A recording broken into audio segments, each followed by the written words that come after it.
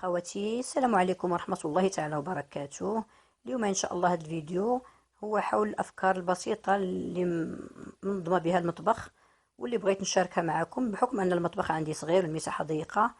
قلت غادي نشارك معكم هذه الأفكار ونتمنى من الله تنال إعجابكم وتفيدكم وفرجة ممتعة.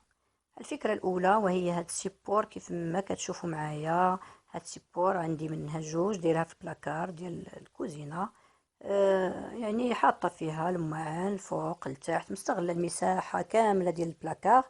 وكيف ما كتشوفوا يعني هاد السيبورة هادي راها صحيحة، راها من الحديد وفيها دي موتيف زوينة، يعني تا شكلا الشكل ديالها زوين وصحيحة كتهز الثقول، ما تخافوش منها يعني طيح الماعن اولا شي حاجة.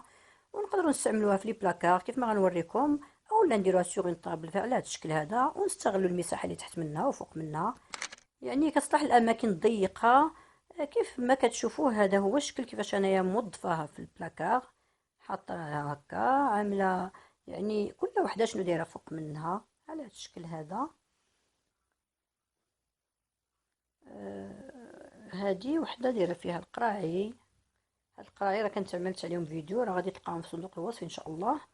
وهاد الثانيه فيها الطويجنات، الطبيسلات، كيسان. يعني يا سيداتي تقدري تستعمليها لأي حاجة يعني مفيدة جدا. هاد لي سيبور هادو كيفيدونا في المطابخ ديالنا وهذه الفكرة الثانية ان شاء الله اللي هي هاد الشبكة هذه، حتى هي راني معلقاها في الحيط وعاملة فيها الفيلم اليمونتير، بابي الومنيوم، لي صاك دو كونجيلاسيون اي تو. وهاد الاخرى دايره فيها لي صاك ديال صاك بوبيل. المهم كنحاولوا نستغلوا المساحه ما امكن. هذا الحائط حتى هو هذا عندي مورا الباب، انا مستغله عامله فيه هاد الشبيكات هكا على هاد الشكل هذا. والفكره الثالثه اللي هي واحد غادي نقول لكم بحال ان دي اي واي، حامله ملاعق المطبخ على هاد الشكل هذا. وهاد الفكره هذه تنخص بها كثير النساء اللي عندهم وليدات صغار تيرضعوهم الحليب ديال لا فارماسي. هذا عبارة عن حك ديال الحليب كيف ما كتشوفوا على هذا الشكل هذا. عملت ليه